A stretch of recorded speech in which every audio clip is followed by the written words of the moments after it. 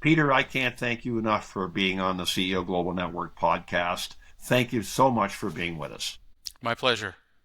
Now, just before we get started, I've got a half a dozen questions that I'd like to ask you here in the next few minutes. But I just want to let everybody know who's listening and perhaps watching this podcast that you are the president of A1 Heating and Air Conditioning, and you've been the president for as long as I've known you, which is coming up on 10 years, Peter. I mean, you've been a member of Seal Global Network for almost 10 years, coming up this in a Time couple of months. flies. Yeah, so I just want to let everybody know that, and let's get right into the questions, okay? Sure. So, what leadership lessons have you learned? Is there a leadership lesson or two that has bounced off the page that you've learned from carrying on and running a multi-generational family business? Well, family businesses are businesses like any other business, right? The only thing is they have the added drama of what a family can bring sometimes. And that is you have to deal with it, right? But this is an incredible opportunity to be able to work in a family business because I'm very grateful for the opportunity that my parents have given me and my grandparents. But my father was a old school working class Brit, and he didn't stand for any laziness or anything like that. I mean, you do your job, and you know you have to strike a balance when it's a family business because on one hand, you want to give the family the opportunity, but on the other hand, you have to make sure that people are caring and competent in all their positions. And when it's a family business, people are watching, and if you have the wrong person in a role, it's like a cancer in any business, but it's, I think, even greater of a problem when it's a family business because you get that kind of nepotism thing, and the last thing you want to do is encourage good employees from working at your company, right?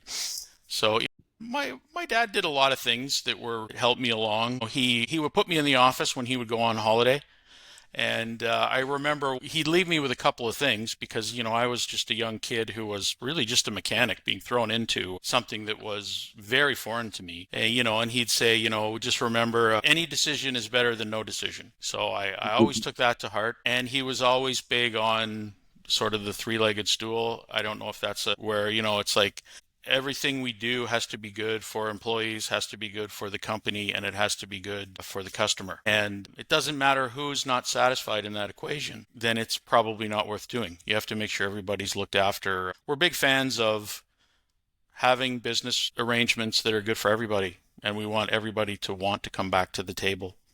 Yeah, that's wonderful. This real strong, solid lessons learned there. Great advice from your dad, eh? And so thanks for sharing that with us. How do you balance staying hands-on in the trade in the industry with running day-to-day operations, Peter? Well, it's no secret that my first love for this business is definitely the trade side of it. My family is very trade oriented. My grandfather was a Royal Engineer. My dad was a jet aircraft mechanic in the Navy. We're all refrigeration mechanics. So I'm third generation refrigeration mechanic, and my son is serving an apprenticeship now. So we enjoy that part of the business, all of us. But running a business it takes responsible caring leadership, right? And the short answer to the question is like I don't really run the business. I leave that to I have a fantastic number one, Sue, and she has a very wide berth to run the company, and I'm here for support. We're very dialed in on company values and that type of thing on how we want the business run, and we meet and have one-on-ones to make sure that we're on track. But I try to focus on sort of the bigger picture stuff, and Sue is excellent. Sue does too, but she's into the day-to-day operations, and I keep myself out of that. I think actually you have a better business if you try to stay out of the day-to-day functions of the business. Yeah, great advice. Yeah, Sue, an outstanding number one for you. Wonderful to have her on your team, for sure. What's been the toughest business decision you've had to make in the time you've been in that present slot, and what did it teach you? It's people. It's always people. I know I hear from you guys all the time, the soft stuff is the hard stuff, and it is so true. And so I did have a situation. I joined CO Global. CO Global taught me a lot of things. It taught me to focus more on my business. It got me to, I always wanted to grow the business, but I didn't feel that that it wasn't in my wheelhouse. And so CO Global taught me a lot of things and kind of empowered me to help grow the business. But what I realized was I had a number one that was excellent, but was probably not up to the task of what our next phase of our business was going to be. So, it was very, very difficult for me because this gentleman was an outstanding person, a soldier for A1, would have died for the company, just an absolute gentleman. But wasn't going to be the right person for where the company was going. So, I mean, it broke my heart to do it, but it was the right thing to do. And as a business leader, you have to make tough decisions from time to time. It helped a lot to have CO Global and Ron on my side It to would. do that, because it's possible I might not have done it. More than possible if I didn't have the help. Because as you say a lot, it's lonely at the top, and for me it was. I mean, I did have my dad, but I mean, we're very similar people, so I wasn't getting another viewpoint, like a varied opinion on what was going on. So yeah, they're a struggle. And another nice thing was joining CO Global. You realize that we all have the Yeah. same problems. It doesn't matter how big or small your business is. Yeah, no, absolutely. Yeah, yeah, you see that around the table, don't you, Peter? You sure And do. so, how do you keep your team motivated and maintain high standards across thousands of customers, thousands of service calls? How do you keep the team motivated?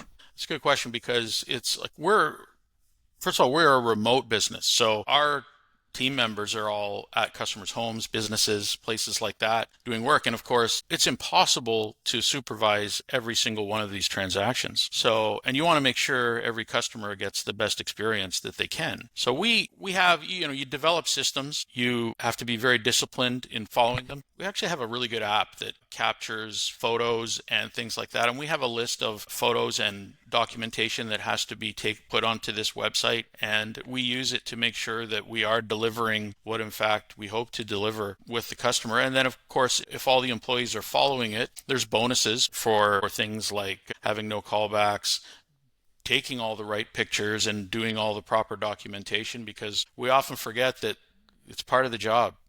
It's like, yeah, our job is to go and fix something, but we also have to document it. And there's a lot of government oversight in our business. So we have to make sure that we're maintaining high standards for that as well. So it's having systems and being really fastidious on following them and making sure that you don't waver. Yeah, no, that's so important. Yeah, thanks for sharing that with us, Peter. I got one last question for you, and then we will wrap up. Sure. What advice would you give to other leaders, other presidents who are navigating succession or generational transitions in their businesses? Yeah, I think what a lot of, at least we were guilty of, was kind of ignoring it. And I think that people have a tendency to do that because it's easy, right? You can just not do it and just run your business. But it's so important for not just the survival of the business, but for the happiness of everybody there. So my advice would be get help. You're not going to be able to do it yourself.